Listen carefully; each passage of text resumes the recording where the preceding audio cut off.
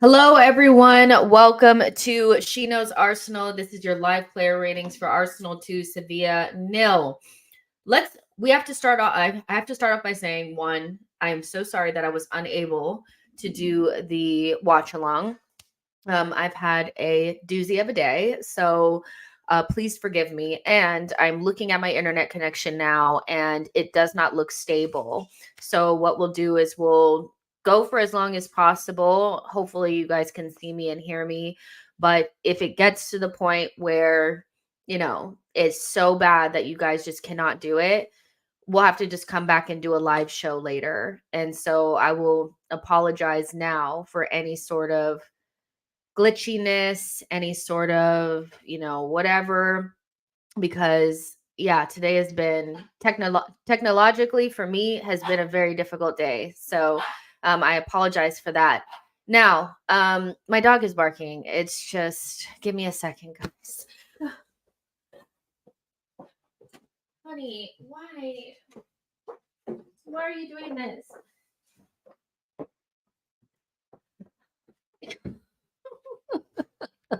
Oh, okay. Hello, everyone. We are starting over. Welcome to She Knows Arsenal player ratings for Arsenal 2, Sevilla nil. Let's start off with the funny. Manchester United have just lost to Copenhagen 4-3. When I started setting up this stream, it was like, what was it? It was 3-2, and Man United were winning after receiving a penalty, I think. I don't know all the nitty-gritty. I was kind of watching via group chat, just checking into different group chats and seeing what they were saying about the game. And from what I gathered, there was a lot of refereeing intervention, penalties, red card for Marcus Rashford. The one thing that I'll say about this is no complaining about the refs, because we're just supposed to accept what the referees do. So if the referees are not good and don't do a good job, no complaining. Big Ange said no complaining, just accept the refereeing decisions, right? So I don't want to see any complaining in the future from Spurs fans, Man United fans, Chelsea fans, everybody that tried to gaslight us into thinking that it's just okay for referees to be bad at their job and you should just take it. Man United fans, no complaining, no complaining. Soft red card on Rashford. Well, accept the referee's decision. Oh, bad handball decision, referee, no big deal. Let it go. Let it go, because that's what you told us.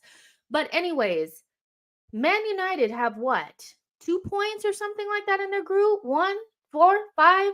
They're at the bottom of their group. That's all I saw, was that they're at the bottom of their group, child. It's not looking good. What I'll say, though, is that from an Arsenal perspective, I need Baldy to start winning some games. I need to get that little, that little bit of hope that Man United fans get and the club gets after 1 or 2 wins. That's what I need, because we don't need Baldy leaving, because at some point they're going to find the right manager. Maybe not. I don't know. But I mean, losing to Copenhagen, that is nasty. I mean, no offense to Copenhagen, but I'm sure their club, their stadium, and their players probably cost less than what Man United spent on Harry Maguire. Oh my goodness. The karma just keeps karming. Karma keeps karming. The comedy keeps comedying. I mean, beyond it's nuts, you guys. I know I'm just rambling right now, but you guys, what the fuck is going on? Anyways, so getting back onto Arsenal. Because we have to get into our game, because Arsenal have done a really good thing in beating Sevilla, and that's going to get us a step further to where we want to be, and first, I just think all in all, it was a very professional performance from Arsenal, and getting the win is all that really matters in Europe for me. I think the Premier League for me is where I want to see the football that we play, but in Europe, just get the points. Just get the points. I don't care what it really looks like. I don't care. So professional performance, got the win, 2-0, clean sheet. Sevilla didn't had one shot on goal, and it came in like the last couple of seconds of the game. And our defense was really good. And I know that they didn't really pose a huge threat, but still, our defense was actually really good, and we're really solid back there. And we finished the chances that we needed to finish. I'll say that Martinelli, we have missed him in the attack because he's our only really direct winger. And if his final ball was better, we probably would have scored 5-6 goals. You know what I mean? And so it was a combination of maybe his final ball not being great and also the runs not being great. But equally, these players haven't really played that much together this season. They really haven't. So I can give that a pass because, of course, we won the game and Martinelli does end up getting an assist. Saka does what he usually does, goal and assist, no matter what his performance really is. And no matter how much he gets hacked down, he still comes up with something. And so that's the difference between average players and top quality players, is even when you're not at your peak form, you're able to contribute in a significant way. And so I'm really happy about the fact that we got that result. It's so important for Arsenal, with the injuries piling up, to just put this group away. Arsenal really need to go ahead and put this group away, because we don't need this to become something stressful that it doesn't need to be. But one thing I will say, the difference between us in the Europa League and in the Champions League so far, is that I do feel like we've been a lot more professional. And I get that the Europa League, it looks like who cares about it, but I just always felt like our performances in that competition were unprofessional. And these ones are we just get the business done. This Lens was the outlier there, but PSV, Sevilla away, Sevilla home, all those performances for me have been very good. So I'm happy about that. That's the good. The bad from today is that Saka comes off limping, and Arteta did have an opportunity to sub him off. He subbed Reece Nelson and Vieira on, had the opportunity to maybe leave Trossard on and take Saka off, and boom, just like that. I don't know what this little bubble is. Every time I see this little bubble, I think somebody is controlling my stream, because I did not put that little bubble up there. Do y'all see that? Do you guys see that? Did y'all see that bubble? Because am I the only one seeing that bubble? Where is it coming from? What is it? It's so strange. But let me see this Rashford nonsense. What are you doing? Shell. What you doing in the box? Rashford, what you doing in the box? That is a crazy red card. Y'all didn't see that bubble? Oh my God, you guys. You guys didn't. I swear I'm not tripping. I swear. Y'all think I'm crazy. Oh my gosh, no, for real, there's a bubble, for real. It was there. I promise. I promise. Anyways, Arteta did have the opportunity to take Saka off, and he didn't. And seconds later, Saka's down on the ground. And it's just we have to do something. We have to, I think, I'm okay with Saka playing all the games, but when we're 2-0 up, you can take him off, And so I think we're in the territory now with Saka, where it's Arteta really needs to manage him a lot better now, especially because we have so many injuries: Emil Smith-Rowe, Odegaard, Partey, Gabriel Jesus, the list, it's there. So yeah, I think that was probably the bad in the performance of the day, is that Saka came off.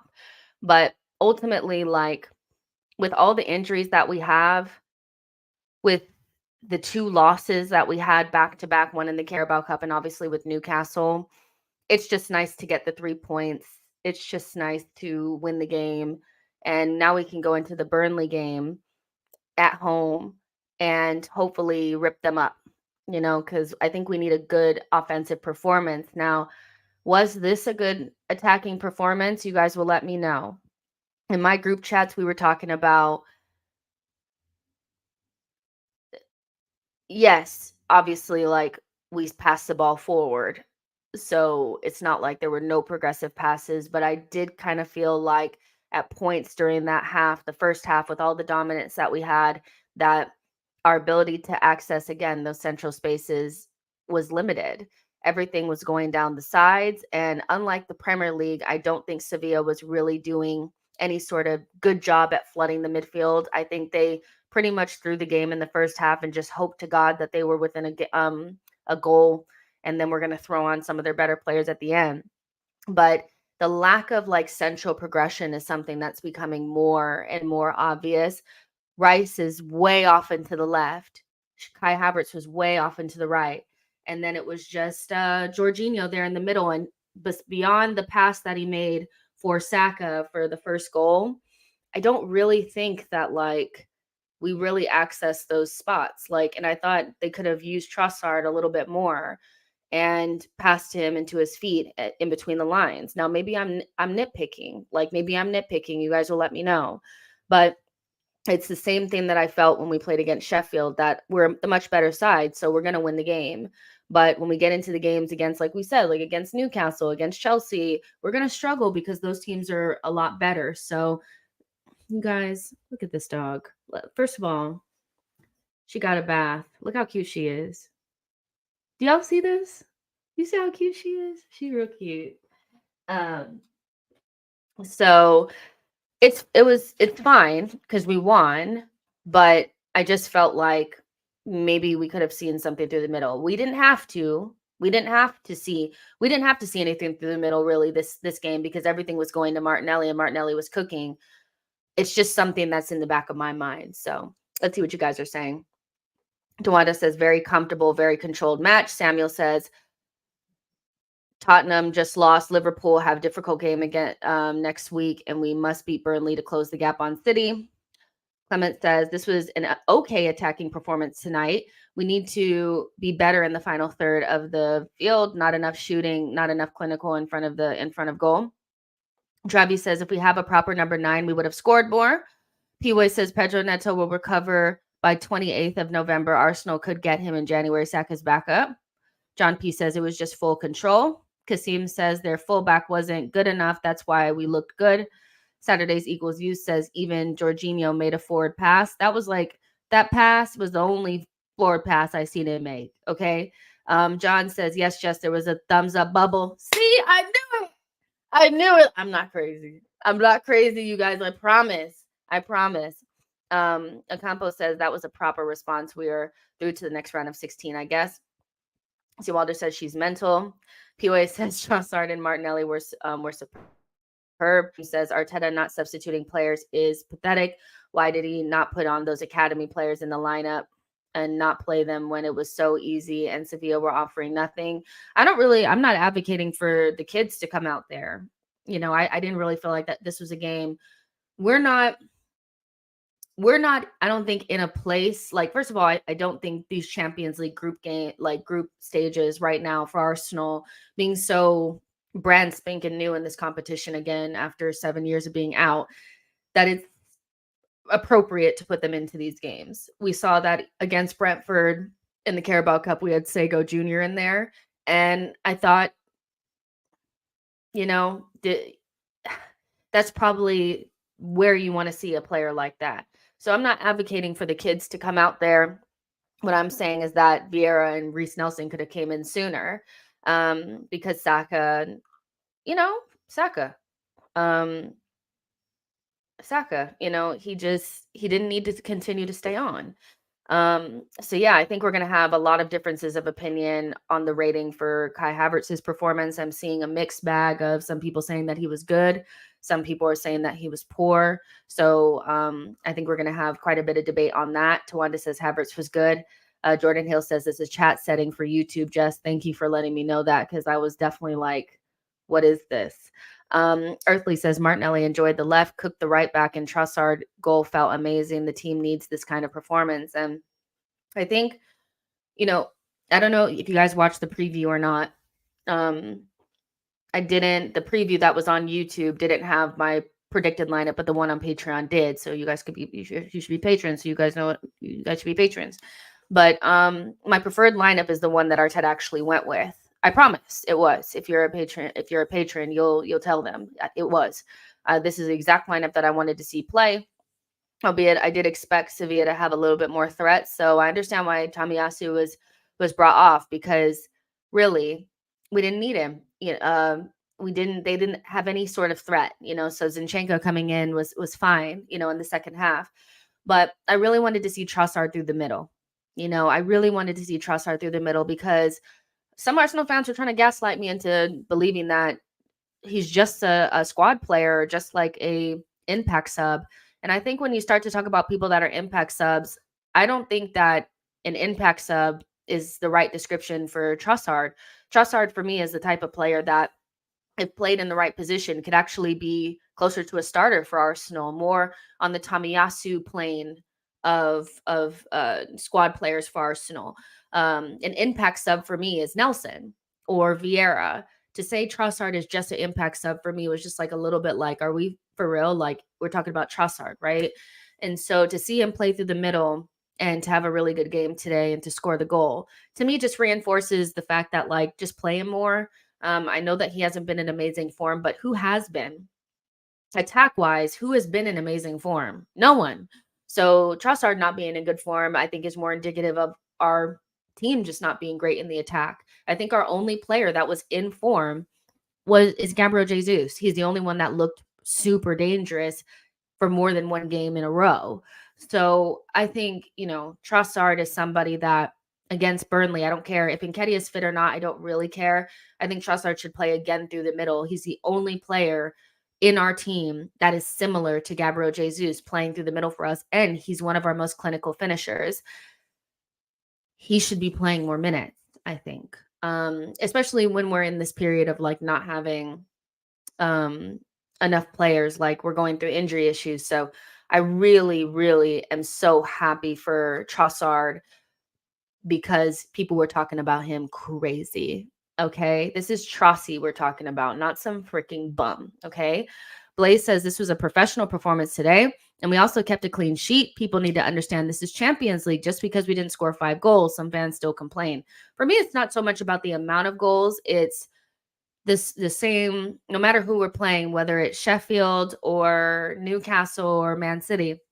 I found our attacking patterns, our build up, and things like that to be slow, a little bit sideways, penetrative. You know what I mean? We're not really penetrating those spaces. The decisions in the final third haven't been great, and we haven't really been finishing our chances. So we could have scored 2 goals, but the 2 goals would have felt different had we had really found those balls in between the lines, Martinelli had found the man a little bit more. You know what I mean? So for me, 2-0s can be really different. This 2-0 to me feels very different than some of the 2-0s that we got last season. So that's all it really is. Like, for me, it's not the amount of goals that we score. It's we all watch with our eyes. Like, Arsenal in an attacking sense are not really clicking the way that we did last season. It could just be personnel. It could be the buildup. I think a lot of it has to do with the buildup. I don't know if Arteta's telling them to just go onto the outside. That could possibly be it. But there's still some question marks there. But at the same time, we're getting the results. Kind of. We went through some bad games here. But all in all, this season, despite not looking like ourselves, we've pretty much gotten the results that we've needed, which is a good thing. Clement said, what should the starting 11 be for Burnley on Saturday? Probably the same one that started today, except for Zinchenko coming in for... No, wait, let me stop. Something more similar. I feel like something more similar to what we saw against Sheffield, actually. So let me take that back, because Burnley at the Emirates may sit back, try to counter. Maybe they'll try to play football. I don't know. But get Zinchenko into the team next to Rice, take Jorginho out of the equation, and play some combination of Fabio Vieira and Kai Havertz, probably either side of Declan Rice. Like, basically Vieira take the Emile role and play Trossard up front. That's what I would do. Let's see. Ocampo says the end product for Martinelli was poor. He cooked but could not finish. MM says Finally, some attacking fluidity in some sense. There was some. There definitely was some. Faith and Dart says Trossard should start more often. I totally agree. Tawanda says, I have a dream. Odegaard on the left, Havertz on the right, and Rice, ideal midfield for the future. They did show Martin Odegaard in the stands. I shed a tear. I don't actually like watching Arsenal when Martin Odegaard is not playing. You guys know he's my favorite. And I just think we miss his creativity and just who he is as a player. I just think we miss him. But we don't really know what's going on with Martin right now. Is it just the hip injury? What is it? Arteta said oh my gosh, my eyeliner looks really good today. I just noticed. But you guys don't like, if you're not a girl, you don't understand that getting the eyeliner right and getting it like equal is a very tough task. So I'm very proud of myself right now. But we don't actually know what's going on with Martin right now. Martin is, has the hip situation, but Arteta said the injury that has took him out of contention for Newcastle and probably the game today are different, and so we don't actually know what's going on with him. I don't really know, but we need him back. We need him back. We need him back. Um, and so, but Arteta would not keep him out of the lineup if it wasn't something pretty serious. I think Arteta's pretty comfortable playing, like Martin Odegaard and Saka when they're not 100% fit. So for him to feel like Odegaard cannot play, it must be something pretty serious, not an ACL or anything like that, but something enough to keep him out. So what I would say is that it's probably okay for Odegaard not to play against Burnley, and then to be out for the international break and then come back hopefully fit with hopefully everybody else. But for Burnley, we should have enough. And we're going to obviously talk about Kai Havertz, but I figure he'll still play at right center mid against Burnley. He'll have another chance, another 90 to try to score a goal. Hugo says, love the jersey, Jess, and the eyeliner. Didn't catch the game, but so happy to see Trossard on the score sheet. Yeah. Thank you so much. I actually received this not too long ago as a gift from Soccer Archive, who I've worked with before. And thank you. And yeah, Trossard on the score sheet. Go look at the goal. It was a goal from Arsenal of last season. That's what it looked like. Chris says to mention for a few minutes, we did get to see Zinni in midfield. We did. You guys have to let me know what you thought about that, because once it goes to like 75th minute, because I'm like doing stuff trying to fix the stream, the last 15 minutes are always a little blurry for me. So you guys will have to let me know what you thought about it. Wayne says, where's Northside London at? Jorginho shouldn't play right. That was so funny. If you guys did not catch the show that I did on Dan Potts' channel, Northside was on there. I've never been on a stream with Northside, but I've seen him before, and it was so funny. Obviously, like, we went back and forth, but it was in like a fun way. But he said he wanted El Neni to start ahead of Jorginho because Jorginho couldn't pick a pass, and I knew it would come crash. It always happens just like that. Like Jorginho picks out a really nice pass for Saka, and Saka slots it across for Trossard. So that was hilarious. I thought it was so funny. Mark says it was a beautiful defense splitting pass from Jorginho for the first goal. It was. I just want to see more of it. I think I felt like I watched the team almost like be afraid to pass the ball forward today. I don't know. I feel like it's instruction. You don't play for Mikel Arteta if you're not doing what he's asking you to do. So I'm starting to get to the point where, because we're consistently getting into these positions and just laying the ball off backward or getting into the final third and slowing it down, that it's something that's instructed by the manager. But the two times that we've attacked with some sort of speed, Saka's goal and Trossard's goal, back of the net, so Matthew says Jorginho made the same pass versus Newcastle for Havertz in the first half of the game. Ocampo says Saka is still getting GA even when out of form, and superb player and very disciplined. Exactly. Rashab says, is Tommy injured? I don't think so. I think Arteta thought, Sevilla or not. offering anything from an attacking standpoint. So I'm going to bring in Zinchenko to give us some more progressiveness in the midfield. And I think he kind of gave us that a little bit. But I don't think Tommy's injured. I think it was a tactical. Damn, just watching this fourth goal for Copenhagen. You guys, United Stand and Chill, Football Terrace and Chill, United whatever and Chill. What other channels they got? What a United View and Chill. All the United channels. I can't wait. I can't wait. I cannot wait, y'all. I cannot wait. Let's see. Saksham says against Burnley, please don't start Saka. That's a conversation that we can have for sure. That's a conversation we could have for sure. Like, should Reece Nelson start potentially? Somebody that we gave a new contract to.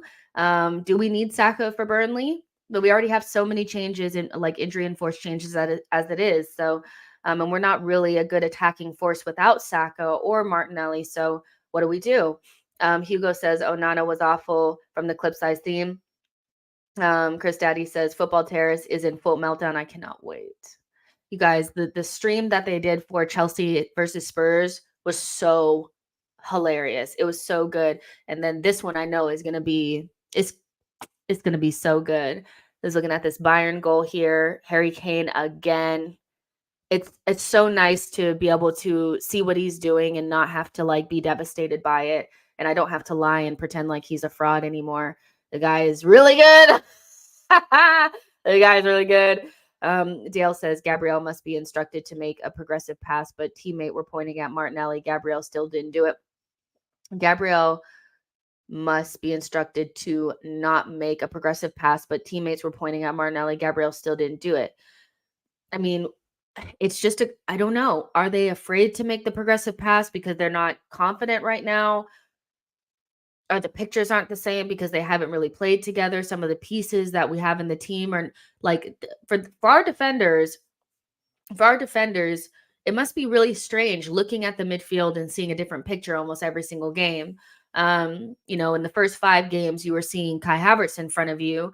Now you're seeing Rice in front of you. That, you've seen Vieira in front of you. It must be a little bit strange for them to not see Xhaka and Partey in front of them and those and Zinchenko and see those pictures. It's and maybe they're afraid to give it to somebody that they don't feel has the ability to receive it under pressure between the lines, turn and go. I think that might be a little bit of it. I don't think that would if you saw J20 surrounded by 3 guys, would you pass it to him? I guess that would be my question. Do I pass it to him knowing that they're going to converge upon him and take the ball off of him and we're going to be in trouble? Or do I pass it sideways or backwards back to Raya to play it safe? That's, hey. Salvatore says, Mark, as long as you guys talking to each other, as Havertz remains on the bench, we can do something. Charlie says this football heritage, Ajax 2-3, Spurs, Ten Hag at the wheel. Hilarious. Mark Neighbor says, I do not think we can afford to mess about on Saturday. We need 3 points, get 2-3-0 up if we can, then start to change the team. We need some fluid team formations and patterns. Let's get some rhythm. I like that. Joseph says Saka a bit wimpish, needs to toughen up like Grealish. Grealish gets kicked to pieces and loves it and gets up with a smile.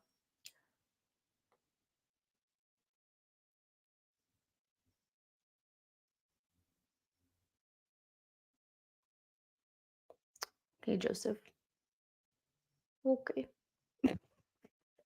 Campbell says, do you think Arteta can deal or cope with the loss of Saliba? Why are we talking about this? Saliba heart? Is Saliba injured? Why are we talking about this? The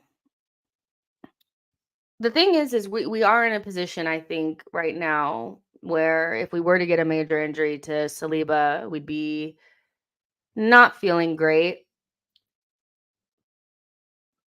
But there's no Rob Holding. And I do feel like, yeah, losing Saliba right now or losing Saliba at all would hurt us badly because some of the passes that I saw going back to Saliba, I'm like, if that's any other of our defenders, they're not able to get out of those situations. Saliba just kind of calms things down. Like the one chance that they did have where they were kind of like through on goal, he saves us. And I don't think Kivior could do that. Idealistically, you'd want to put maybe Kivior and Gabrielle back there, but two left footers for me is just a little stinky. Maybe you could put Tamiyasu, but then you don't have the option to do the Tamiyasu on the left. So you're kind of stuck there with Zinchenko. Maybe he'll put Kivior. So yeah, I mean, at this stage, Arteta, this is the second season that we have Saliba with us, and he saw what happened when he decided to play holding instead of just playing Kivior. I think what you have to do is make the strong decision and give the players that could potentially come in for Saliba the confidence to come in and make it happen. And if they have confidence, then the players around them will have confidence. Nobody had confidence with Holding coming back into that team. No one. Not only is his level too low, but I think Gabrielle was looking to his right and saying, "We're cooked." Partey was looking behind him and saying, "We're cooked." White was looking to the side of him saying, "We're cooked." So I don't know, but hopefully we won't have to think about it. I don't want to have to think about it. Not right now. But Saliba was very good today. But some of the things that he does, you cannot be replicated by anybody in our team, because I mean, when I say this, that I think Saliba just might be our best player. It's hard because he's our center back, and it's like, how can your center back be your best player? But I think he just might be our best player in terms of like quality, consistency, things that he can do that nobody else in our team can do. And that's not to shade Gabrielle. That's not to shade anybody else. But I just think Saliba is probably our best player. Samuel says, "You're glitching. I know you guys, we're just got to keep going." Now we've went for about 30 minutes and my internet is not the best, but we're just going to keep plugging along. So let's go ahead and get into some player ratings, because that's why we're here. Make sure you guys are liking the video and subscribing to the channel. Let me just get set up here. Let's go with good old Raya. Good old Raya. Am I so happy not to have a conversation about David Raya today, okay? He didn't have much to do. So it's like, whatever. But I will say that, he probably had one of our best in between the line passes, besides like the pass that Jorginho put in for Saka. Raya had a good little, between the lines pass himself. He had one save to make. He made it, claimed crosses.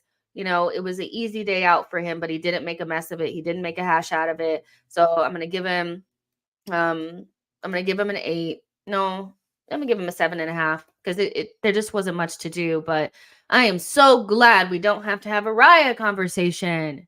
Yes. I just don't want to have to do it today, y'all. I just don't have it in me. So yeah, 7.5 for me. The staff says 7 for Raya. Tawanda says clean sheet 7. Mark says Raya 7. Had nothing to do, so it's whatever. He had a couple of decent passes, confident today. Please, no issues. Charlie says laugh my ass off. He had nothing to do at all. Okapa said had nothing to do. 9 out of 10. Charlie said 1 save. Martin N says, did he even play? Charlie says had nothing to do. Chris said Raya had nothing to do. Tawanda says Raya 7. Hugo says slap the likes, people. Exactly. So yeah, so funny. Jordan says Raya 8. Blaze says Raya 7. Elliot says Raya 7. Nothing to do, nothing to save. Look, I'll take what I can get now, because the Raya conversations were just getting a little tiresome, weren't they? Saliba, Rolls Royce, the one opportunity that they really did have in the first half, he just made it look easy. I think he's getting more confident. Or is anybody else feeling that? That we're not talking about him a lot this season, I think, because he's not new to us anymore, because we're used to what he's doing now and he's spoiling us. But I don't want it to go unnoticed. Just look at some of the passes back that some of our players give back to him, and how he doesn't panic. He doesn't always pass it back. He wiggles out of pressure. He just calms everything down, and he keeps a clean sheet for us, probably, with that one chance that they did have. I mean, this picture is so bad, by the way. I have to switch it for the next one, because this is what's on the website, but the photoshopping is so bad. I don't know where Saliba was on the day, but this is not his body. This is El Neni's body. But I'm gonna give him an 8.5. He was just so good today. And we're becoming immune to how good he is. And I don't want it to go unnoticed because remember, guys, Mustafi Fabulous says Saliba 8. The staff says Saliba 9. Here to there says Saliba 8. Ocampo says 10 out of 10. Saliba always. That tackle was mad. Mark Neighbor says, isn't that the best result and outcome when a keeper has nothing to do? Beautiful, exactly. To Yep T Yep says, even though Havertz is shit, he never gets injured and runs around like a headless chicken. If only he puts his running around to productive, like use, like create a goal or assist or score. Yeah, I guess so. Samuel says, my man of the match gets a 9. You guys make sure you're voting on man of the match. The poll is up now. And Mark Neighbor says Saliba, Rolls Royce, composed and so elegant on the ball and his calming influence. He's a leader at the back tonight. Jordan Hill says Saliba 10. Charlie says 9. So yeah, like everybody's kind of on the same page. Like it's not like he had to back against the wall save us, but some of the things that he does, I do think we take for granted because if we didn't have him back there and we stuck, I don't know, holding back there, then we would notice it a lot more, I think. I think even if you put no shade to Tommy or Kiwi, but you put them there, I think you would see it. You know, there's definitely a gap between him and I think our other players. And I feel like it's okay to say that at this stage. Like I think there's just like a gap there. And that doesn't mean that the other players are not amazing, but there's a gap. Ben White, not his best game in my opinion. I have to say, like there has to be a conversation had about his throw-ins, his throw-ins, his throw-ins. Why can't that child throw the ball in? Why can't he throw the ball in? And why doesn't he throw it to us? Is there a reason why he can't throw it to us? I'm confused, you know. But I didn't think he had the best game on the ball. I thought he looked lackadaisical. He's out of form again. Like, um, it was so crazy because he was in like amazing form and then like now he's had like 3 games in the bounce where I'm like, what's going on?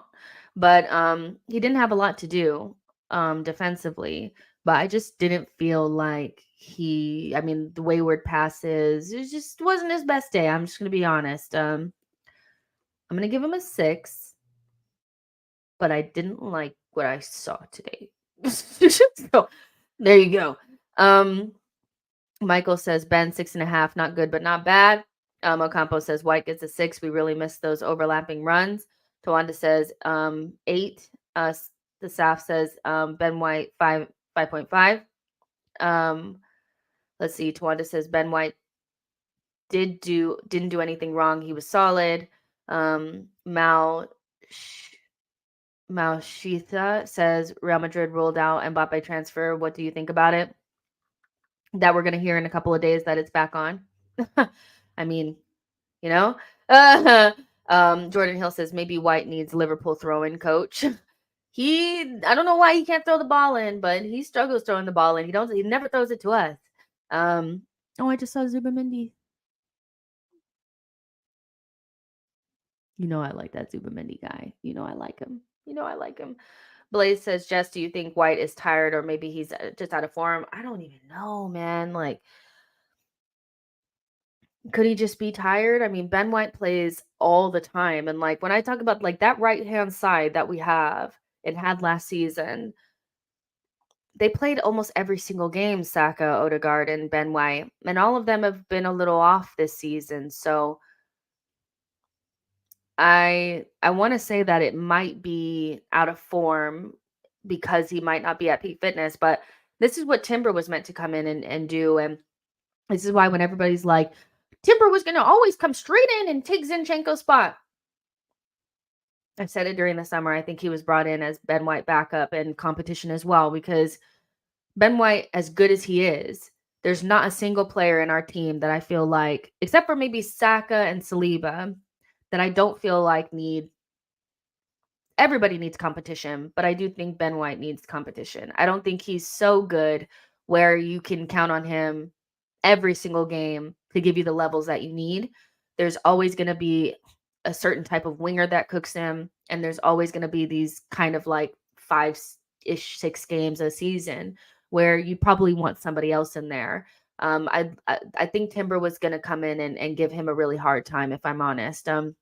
And that's me saying, like, and I love Ben White, I do, but the idea that like we that Timber wouldn't have, come in and done a job on the right hand side. I mean, he is a right sided center back that plays on the right hand side. Like, I think he was coming in to cause Ben some problems too. So, but Ben, he wasn't awful, but I would love to just have somebody different for that position. We don't have anybody else. It's literally just Ben because Tomiyasu is now on the other side. So it's Ben until he breaks down. Gabrielle, I thought he was okay today. Like, nothing really to do. Obviously, that partnership is so good. Um, so I mean, he gets a 8. Solid performance from him. No problems. Just need him to kind of like, no, I think he only had one bad game, and that was against West Ham. Newcastle was whatever. So yeah, like 8. Typical performance from Gabrielle. Didn't have like anything to do at all. So there you go. Um, let's see. Next, we'll go with Tommy. I think, yeah, like came off at halftime, mostly probably because we didn't need his defensive ability. We probably needed another midfielder that could make some progressive passes. I think in the first half he was good. The pressing, the winning the ball back, he was solid. He was good. Like, nothing to really, write home about. But every time we play against difficult opposition or we go away from home in Europe, I'm going to want to see Tommy there if he's fit. So 7 for Tommy as well. And then we'll start to get into the midfield now because I think those are the more interesting ones. Georgie. I'm going to say I feel as though he frustrated me today. He had that one really good pass, so I'm not going to take that away from him. I think that that's a classy pass. But I don't see enough from him doing that. I don't see enough of it. I feel as though he was very safe for the majority of the game, and I was struggling with the little passes that he was doing. I thought some of them were a little short, some of them were a little soft, some of them were a little wayward. And I don't know if I love Jorginho and Rice together. I think it's the best that we could do right now, but I don't love it. I don't know why. I feel like it should make a lot of sense because Rice is the more like dynamic one and Jorginho is the more passier one. But if both of them especially like Jorginho just passes it backwards, then like, what are we doing? So, and defensively he was okay, but like we know that that's not his deal. So, yeah, I thought if he didn't make that pass, I'd give him a freaking 6. But he made that pass. So I'll give him a 7, so but I didn't love it, but it wasn't terrible. But am I dying for somebody to come in and play that position? Hell yeah. I need something else there. Ocampo says Jorginho is so good without pressure. He gets an 8 out of 10. Very good on the ball. Matthew says Jorginho versus Newcastle literally did the same pass to Havertz in the first half in the last game. Here to there says Georgie Rice and Havertz is the issue. Samuel says Arteta was experimenting by playing Zinni in the mid. I think he might work. It's like that was a blur, y'all. You guys have to let me know what Zinchenko looked like in midfield. Clement said when it comes to big games, if Partey is still here after the January transfer window, Arteta needs to play Rice and Partey together in the midfield pivot and Odegaard. You guys, we're going to talk about that tomorrow. I'm going to the video that I have coming out tomorrow is the main story is going to be about Partey and the fact that there is there are reports out there that he wants to leave in January. So we'll talk about that on the show tomorrow. And I think the afternoon show will probably have something to do with that as well. So we'll get into that. We're getting into that. Tawanda says, I wonder who's going to replace Jorginho long term. Is it Rice, Lakanga, or we buy someone? Lakanga?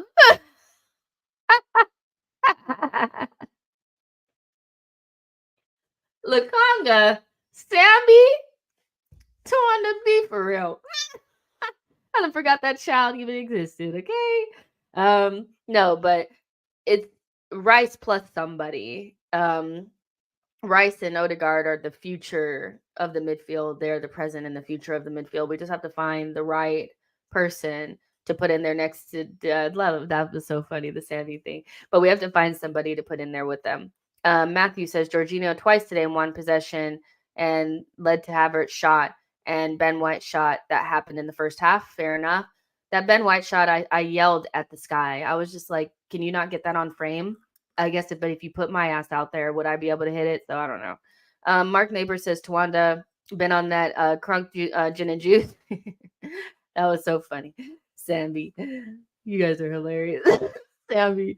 All right, so Kai.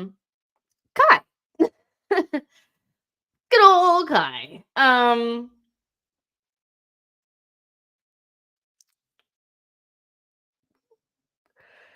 It wasn't great, but it wasn't like horrendous. But it wasn't good. Like, I don't know.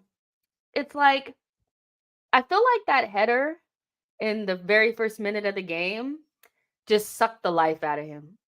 Like, you know what I mean? It's like you should be putting that in the back of the net. That one chance that he had on the counter, it deflects. It looks like a decent shot. He has another one that just goes past the post. That looks like it's going in that corner. So like I don't want to hate on him because he had some good openings. But what really annoys me is that Sevilla are really not that great today. And I feel like all the space in the world in Europe, you get to start from the beginning. They're not pressuring us at all. And you can't score a goal. Maybe I'm being mean, but I felt like this was the day. I'm like, when is the day going to come where you just put it in the back of the net? Maybe it's against Burnley. I was frustrated because I just thought that today was the day and it just didn't end up being so. But I don't want to, it's like that is the like dichotomy of Havertz. He misses that wide open header in the first minute of the game, but then he has like two really good opportunities, one of which just goes right by the post. I don't know. 6. 6. Charlie says 7, Kai lacks the final sharpness in his game. He needs to remember how to turn with the ball again. Samuel says, I'm still mad from last week performance. I'm not convinced he gets a 5. What last week performance? The West Ham one? Or which performance? Because we're grading today. We're grading on today. Jordan Hill says 6 out of 10. I think Kai did okay. He was on the ball today and looked involved. He's unlucky to miss that second chance from the second half. The thing about Kai, though, is like when you play in our right center mid position, you're naturally going to get more chances. You're naturally going to be on the ball more because that's Odegaard's position. And what are we trying to do? We're trying to get the ball to Saka. So I just feel as though naturally you're getting the ball more, and I want to see you use the ball a lot better. There were opportunities that he could have turned and went, and I just feel like those are confidence things. I think a confident player takes the ball in the half turn and just dribbles forward. I think a confident player heads the ball in the back of the net in those first minute of the game. Like he just doesn't have the confidence, but like when is the confidence coming? When is it going to come? Dale says 6.5, Havertz creeping closer, knows if he ultimately gets there. Mark Neighbor says Kai 6. He did okay, nothing special. I doubt he will ever be, but he churns the ball over and moves the ball. He moves it forward. He just needs the final finesse. Mini Boss says 7. Ocampo says at least he is fit, always gets a 6 out of 10. Martin N says somewhere between a 3.5 and an 8. I don't know. Ben says, have you ever seen a player with less confidence? No. No, I have not.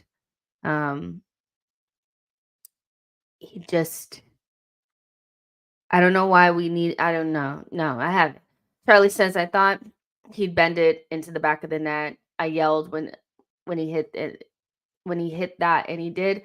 I mean, it was so close. It was so close. Hugo says he was good versus Newcastle. What you talking about? I think he was good against Newcastle. Elliot Roberts says Havertz 6, good movement and nothing else. Not what 200 bags per week is worth.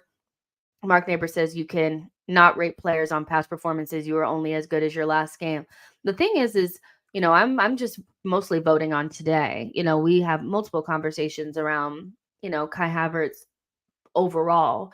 But I think the last performance that he had against Newcastle was really good. And I think this one left quite a bit to be desired, but he wasn't horrendous. I think for the most part, how I felt about Havertz is he's just been okay, and today he was just okay. So yeah, Nabil says, how did he lose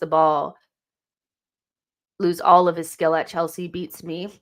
Yeah, yeah. I mean, I've never seen a player with such little confidence. And so we have to hope that he gets it back. I have to hope that he gets it back at some stage, like he has to, because this signing has to work, I think. Main man. I mean, the thing about Declan is he's always going to give you like 7-8, and I think this wasn't like his like most amazing performance, but I think he did the business. Like, I think he did the things that you want from him: win the ball back, be aggressive in the midfield, interceptions, get stuck in, things like that. He had some decent passes as well. He's just a very consistent player, one of our best players. And someone's like, oh, your best player is Declan Rice since you just came from West Ham. Well, shit, we played 100 million for him. He better be damn near our best player. Shit, I don't care where he came from. We played a lot of money for him. I expect him to be one of our better performers every single game. And he is. 8. Good job, buddy. You're always good. Fred says 65 million for an okay guy. Jacob says 8. Tawanda says Rice 7. Clement says we should look at either Barella or Fofana from Monaco in midfield in January. Tawanda says, yeah, he's decent. Mark, thank you so much for your super chat. I really appreciate it. Has loved the retro shirt. Love it. Enjoy a good pumpkin spice latte today. Finally, we can enjoy it with a win and a good professional performance. Thank you so much. I really appreciate that. And yes, like that's the most important thing is we got the performance that we needed. It gets us one step closer to where we want to be, takes a little bit of pressure off. So that's all you really can ask for when we have so many injuries and we still have questions around the attack and so many players out of form. We're getting the results. Ben says Declan makes such good forward runs, but then always cuts back instead of driving into the box, having a shot. I'm sure it will come. Yeah, I think a lot of our players are heavily focused on control. I think that has to be something that was driven into their heads during preseason. Maybe they watched a lot of tape of themselves being very aggressive going forward and losing the ball and it catching us out. And maybe that I feel like they've went so far into the other direction now.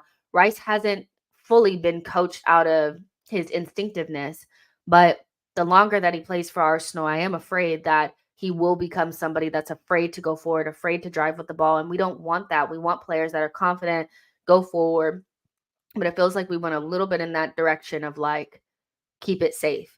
Ocampo says 9 out of 10 performance again, does the most kilometers and has passion, best player for us and us this season, and his availability is our main asset. Mark says Rice is a 7 for me. He did not have to do much today. He was composed on the ball. Some nice passes and movement drove the team forward.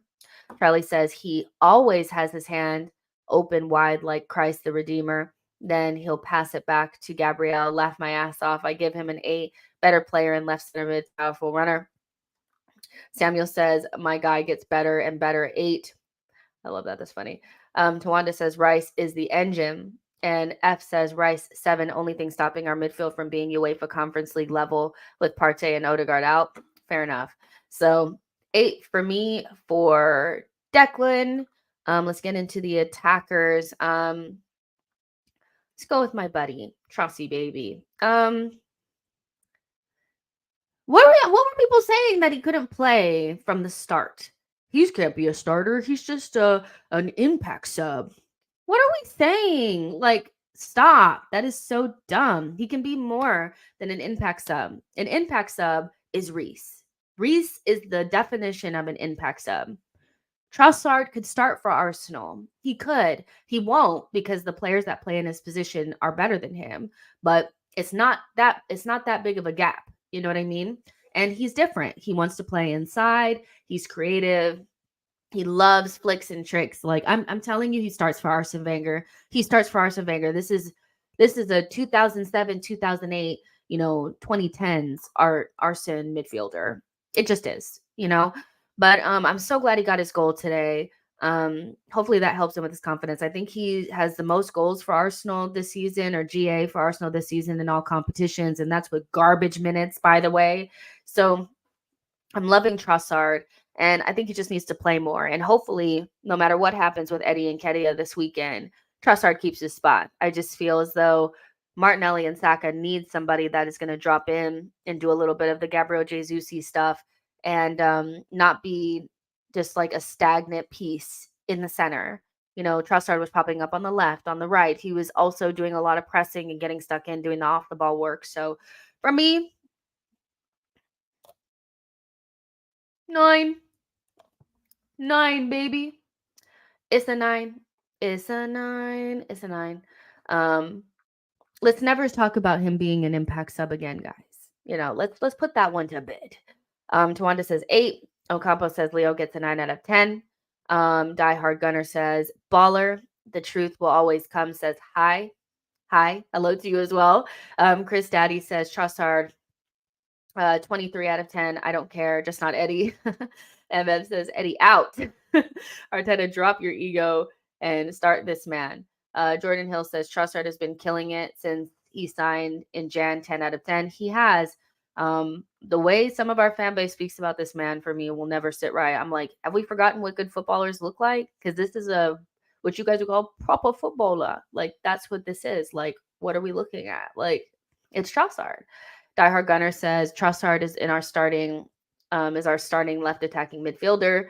Nabil says it's the same thing for Zinchenko. Play him in midfield, just like Trossard should start ahead of Nketiah. Tawanda says he was good today, but there was a lot of space. Not good against low blocks. He reminds me of Rosicky a little. I still just feel as though you need to try him. Like, first of all, when we talk about not good against low blocks, is Eddie good against low blocks? No.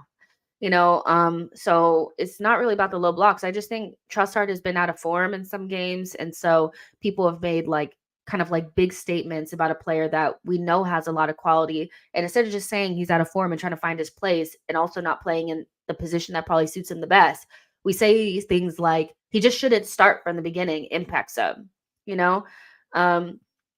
Trossard can't, if anybody can play against a deep block, it's somebody with elite technical skill, not Eddie, so Trossard for me starts against Burnley, and it shouldn't really be that difficult to do. It shouldn't be that difficult to do. Ocampo says, what I don't like is when Jesus is back, he loses his spot. Mikel should stop with the favoritism with Jesus. I get why Jesus comes straight back in, but I think we saw what the repercussions of that was last season. Trossard was in amazing form, and then we took him out, and then Jesus wasn't quite at 100%, and we lost a little bit of something. I get why Jesus comes straight back in. I guess I'm not saying that Trossard should just start. I'm just saying the idea that he's just an impact sub and he can't do just as much as Eddie, if not more, in that center forward position, doesn't really wash for me. Charlie says, Justin or Trossard bias, Dryas, laughing my ass off. 9 is insane. Wow, why doesn't he deserve a 9? He scored a goal. He was good throughout the entire game. Why doesn't he get a 9 again? Wisdom says, please talk about Zinchenko playing in the 10 position. I think will suit it with Odegaard. Will suit in Odegaard's position perfectly. You guys, I don't remember that part of the game because I was trying to fix up my stream. So you guys have to tell me, was it good? Did he do good there? Y'all have to tell me. I've been telling y'all. I don't know. Let's see. Die Hard Gunner says Jesus is our starting striker, but for me, Trossard is the better option for false 9. When Jesus is not fit and not available, I think Trossard is the best option. That's how I kind of feel about it. So let's go with oh no, you didn't play. Good game for somebody who was getting the life kicked out of him. And that's the thing. It's like they were just rotational fouling. But, I don't think Ben White or Zinchenko or Tomiyasu could have gotten away with 3-4 fouls on the same player in one game and not gotten a yellow. I don't know why it's so different. Oh, Manchester United. That's so funny. But I don't think any of our players could have ever gotten away with that level of rotational fouling. It's just the referees tend to be okay with Saka getting the shit kicked out of him. And, Joseph was saying he should just suck it up like Grealish. Grealish is not as good as Saka. He's just not. He's 27, 28 years old. I don't care about Grealish. We're talking about Saka, the jewel of the English crown. Okay. We need to protect him. Don't y'all want to protect Saka? But Saka, was getting the life kicked out of him in that first half, but I think he did really good and eventually started to really cook them once they couldn't just continue to foul him. He persevered beyond it. He got the assist for the Trossard goal and then scored a goal himself.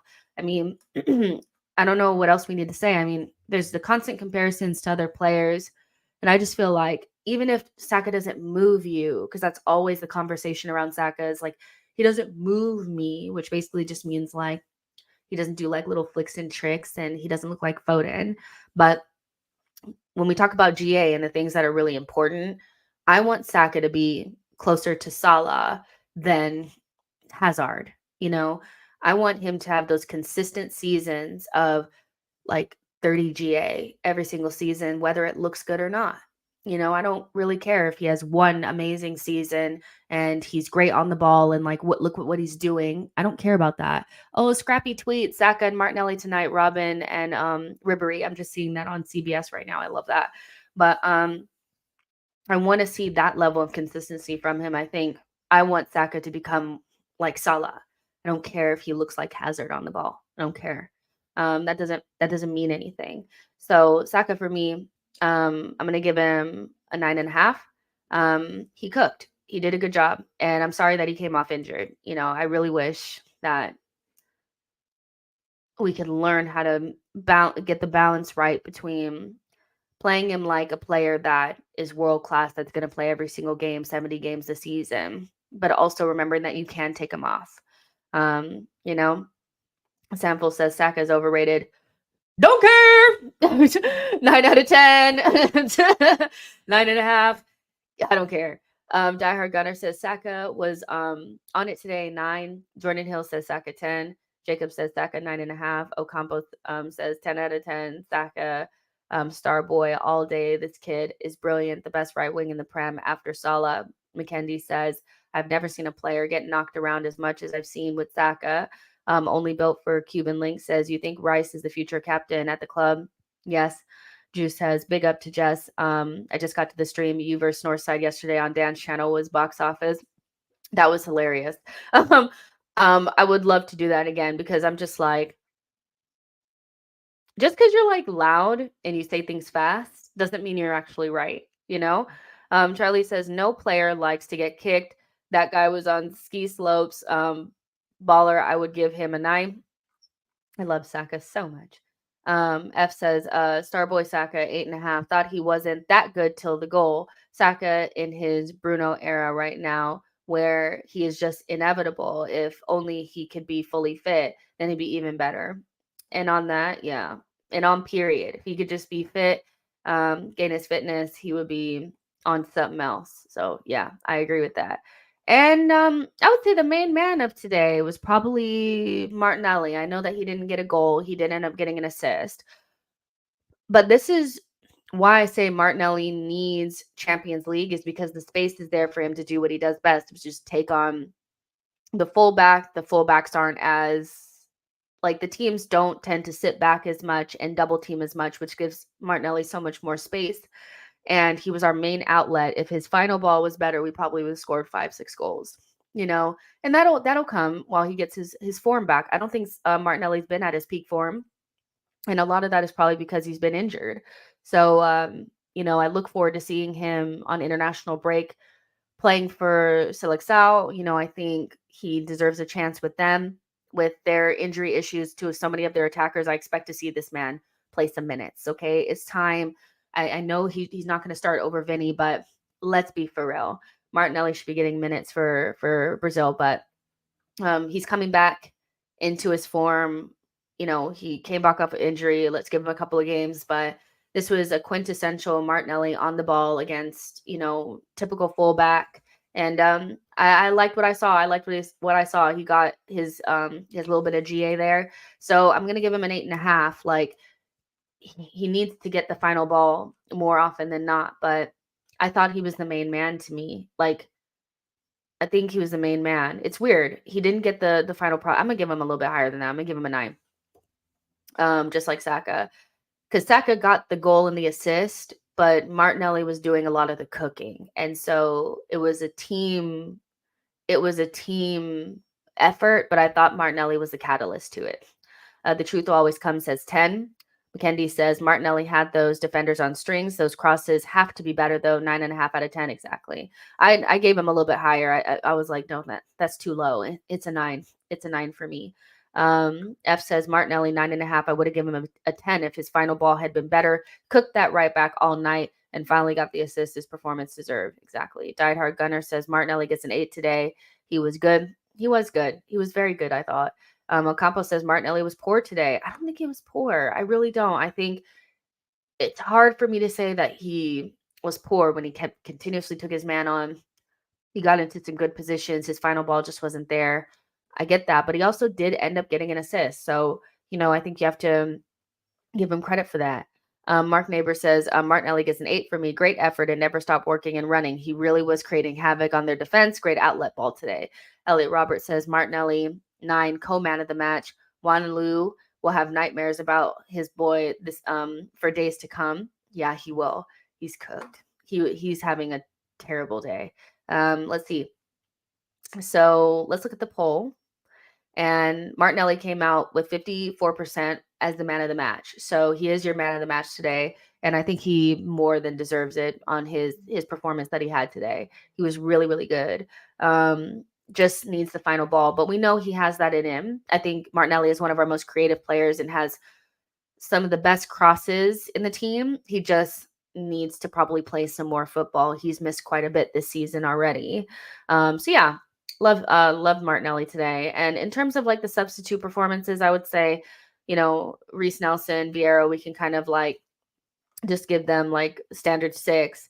Zinchenko was in there from halftime though. So, we'll talk about him a little bit. I think for me, this is a player that is spoken about, I think, in a way that doesn't make me feel like we are telling the truth. I think, yes, he's not a great defender, but we knew that when he came in. And so I think you have to look at what a player's strengths are and then judge them on that, because I can't be mad at Zinchenko for not being a good defender because we bought him knowing that that's not his strength. We have a number 10 playing at our left back.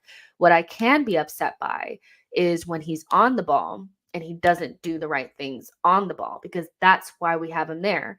And so I think over the last couple of games, he's struggled. I think I'm not seeing the best of Zinchenko, but I'm not seeing the best out of a lot of our players.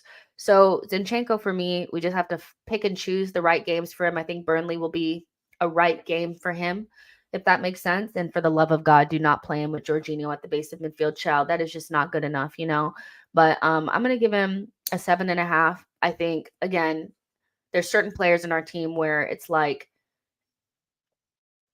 if they're slow, we're mad because they're not fast. You can't, like, physically, some players are just not fast. I'm not going to be mad at Jorginho for not being a great off the ball player, because physically that's just something that he's never going to have. But if on the ball he's shit, which is like what he's all about, then yeah, I'll cook him for that, if that makes sense. It's like being mad at Trossard for not getting any headers. It's like, well, physically he's not going to get many headers. You know what I mean? So Zinni, he's not having the best season so far, but a lot of our key players from last season are not having their best seasons so far. So, 7.5 for me, just because he did enough. He did enough. He was good on the ball. It wasn't perfect, but the Cosmic Moss says Zinni 7 got space to do his thing, but mostly didn't. Tawanda says last thought, Havertz is improving. He offers something very different. Can't when he starts firing. Can't wait until he starts firing. Thanks for the videos, Jess. Road to 20K. Peace. Thank you so much. I really appreciate that. And Chris Daddy says Zinni was a 7 for me. We will not tolerate Zinni slander, though. Really Legit says, why can't Nelson get at least a full half to show what he can do, but Havertz failed to impress game after game? Nabil says, he's actually a good passer and carrier of the ball, but needs to make the better decisions at times. He was a 6.5. Ocampo says 6. F says Zinchenko 7. Don't know why Arteta doesn't try him in midfield with current injuries. It's where he's most effective. And Samuel says, I think Arteta might have him in the mid probably in the 8th place. So we'll see how that develops, you guys. We'll see how that develops. But, we'll give Arteta. What do you want to give Arteta, guys? You guys want to give Arteta a score before we get out of here? Arteta has been fighting the last couple of days, but I think he managed this game well. He didn't have much to manage, but I think he got the starting 11 right. And then I think taking Tommy off and bringing Zinchenko on made a lot of sense. Not sure it did a lot, but it won the game clean sheet. So I think for me, Mikel Arteta, I'll give him an 8.5. It wasn't like Sevilla definitely rotated hard as fuck because they have a difficult game, I think, coming up for them in the league against Betis. So, but I think Arteta did a good job today. Diehard Gunner says Arteta 8. Martin N says, what about El Neni? El Neni, what do you guys think about El Neni? I wasn't even going to really give him like a score for real, but you guys could give him a score if you want. Cosmic Moss says Arteta 7, got the win, but Sevilla didn't really try. That's kind of that's what I feel. Trini Gunner says 3. Really Legit says Arteta gets a 6, average, nothing to speak about. Apart from not giving the bench a run. You could ding him for not taking Saka out earlier. That's one for sure. Trini, yeah, that's what she said, Saka injury. Trini, I don't know if I'm just, whatever. We're at the end of the stream. Let me stop. Mark Neighbor says, Rice, every time Mikel Arteta says I'm playing 8, I get a bit excited. Oh, Rice, you want to be involved in everything. Wisdom says, hey, Jess, you look like a breath of fresh air today. Thank you so much. Cosmic Boss says, El Neni 6. Why not? Exactly. Kevy 13, who used to be Kevy Kev. I keep saying Kevy Kev. Arteta 6, not protecting Saka. Hugo says, we all get excited to be fair. And on that, we're going to get out of here, you guys. I really enjoyed this. Make sure you guys smash the likes on your way out. Again, there'll be a Arsenal news video that comes out at 10 p.m. tomorrow, 10 a.m. Sorry, UK time. We're going to talk a little bit about Douglas Luiz, Tony, and Thomas Partey. And then the afternoon live show, we'll probably do a little bit of just like a live midfield chat. So make sure you guys are available for that. The afternoon show will be about 7 p.m. UK time. So yeah, and then I'll actually be out of town for the weekend. I'm heading to San Diego, but I will do something for the Burnley game for sure. So make sure you guys are subscribed to the channel, and I'll see you guys in the next one. Bye, guys.